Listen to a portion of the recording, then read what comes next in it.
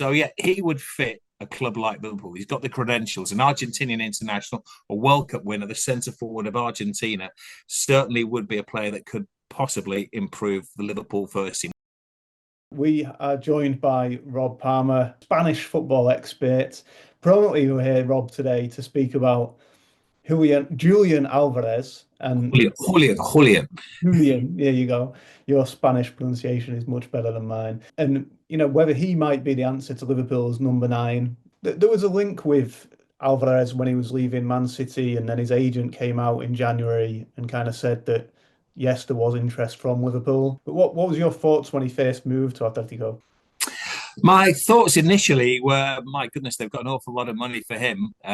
He's a very good player, and he was a co-star, wasn't it? Manchester City. Haaland was very much the headline star there, and he was one of the acts. But you start to do your due diligence when you're commentating on players, and he's gone to Atletico, and I think it was something like 95 million euros that they're reported to have paid from an Atletico, which seems way above their normal budget and probably more than we would expect him to leave Manchester City for. But when you look at his CV, he's won the league, the FA Cup, the Champions League with Manchester City. He's won the Copa America. He's won the World Cup. The guy's only just turned 25 years of age. He is a serial winner. And he's the centre forward of all of these teams as well. So his stats in an above average team, a team that's not fighting for the title, are remarkable. So, yeah, he would fit a club like Liverpool. He's got the credentials, an Argentinian international, a World Cup winner, the centre forward of Argentina, certainly would be a player that could possibly improve the Liverpool first team. There aren't many that would improve the best starting 11 or the 13 that Arne Slot has got at the moment. But he is one that, if it was true, all the speculation, could be the man. Obviously, he's kind of got that versatility. Obviously, at City, like you say, Haaland was the main man. So sometimes he would kind of play off the left or as a second striker. So it seems to me that he would fit in really well. What have you been impressed by, other than just the numbers in front of goal? What's his strengths, do you feel? Well, as you've mentioned there, it is his versatility, and that Atletico Madrid, he tends to be the line leader. Start of the season, they tried various formations. Believe it or not, they went to a revolutionary 4-4-2. They've gone back to old school, and that brought them an awful lot of success.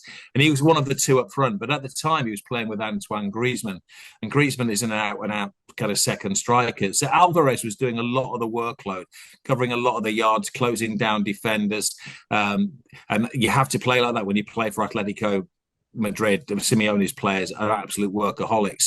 So he was doing that. And then he's getting a return on goals as well in a team that doesn't score an awful lot of goals. And it's crazy. When you look at the CV and everything that he's won, he's never really been a headline maker, but they have depended on his goals this season. They've kind of run out of steam towards the end of the season in Europe and as well in La Liga as well. They're out of the title race as well.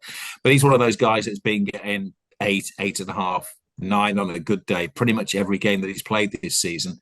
And also they've had this tendency at Atletico Madrid to keep him on the field, but then to bring this giant on called Sorloth, Norwegian guy, he's about 6'4", 6'5", and he tends to come on for the last 15 or 20 minutes. But then he has to flip his style of play completely again. So, yeah, in a word, what he brings to any team is versatility and goals. He always brings goals.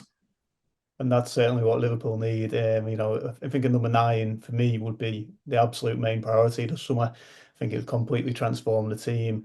So we spoke a lot about what he's good at. What would be the concerns, if Liverpool were looking at him, where maybe would they look at it, can he press? Obviously, his strengths necessarily are probably not in the air, but he doesn't seem terrible in the air for his size. I mean, where is it that you might think that he could improve? I don't think there are a lot of negatives. All of his strengths are his strengths. He's not lightning quick, but he's quick. He isn't dominant in the air, but he scores a lot of headers. I think I'm right in saying that he shoots and scores with both feet. To play for Atletico Madrid, you have to be a pressing strike. You go back to the old days that Ian Rush was always Liverpool's best defender because that's where the line of defence started up front. So he's that kind of player. I mean, the only thing that would concern me until you said, let's do this interview, I hadn't really heard that he was coming to Liverpool. But when you do a bit of due diligence, his name has been kind of flashed around at several places. And it may well be when you see that doing what we do, it probably means that the agent has maybe dropped it into a website here or there, or an influential journalist or influencer, or that guy on Twitter who gets it going and gets the pot boiling, and leads us to have a conversation. So the only negative for me is that his price might be out of the range that they have in the budget, having done the deals that they've done behind the scenes with the players that they managed to keep on. But I can imagine that if it was 95 million as reported last year, then you're going to have to probably pay 95 million, which seems kind of, is that what the club have been playing in recent years? I'm not sure. So that would be my only concern, whether the club, they Arne Slot and the team behind the footballing directors have got that kind of money. It's interesting though, because when you look at the other names being linked with Liverpool in terms of Hugo Ekitike, and Sesko, they're being pushed around for like 90 or 100 million, and they're far, less proven than Alvarez. Like you say, he's a serial winner. He's played in the Premier League already, so he's got that Premier League experience. And also, there might be that feeling, certainly from me, that he's got a point to prove, a little bit like Mo Salah, where he had his one season at Chelsea, it didn't work out, and and that's been a burning desire that Salah's used as, you know, fuel for his form at Liverpool. Maybe that would be the case with Alvarez as well, that he's kind of got unfinished business, wants to come back to the Premier League and show that he can do it. Yeah, I would imagine. Yeah, you mentioned Mo Salah. You could have mentioned Kevin De Bruyne as well. Players that maybe went away and then came back to the Premier League, more polished players. And he was a very good player. So a lot of Manchester City games, but he was never the big attraction there. And if anybody was to lose out or maybe play out of position to accommodate Haaland, then it would be Alvarez. If he came back and Liverpool have paid, or any club has paid 85, 90 million, 100 million pounds for him, he's going to be the main man. He's not the kind of player that seems to have an ego that insists that the ball comes to him and they have to play around him.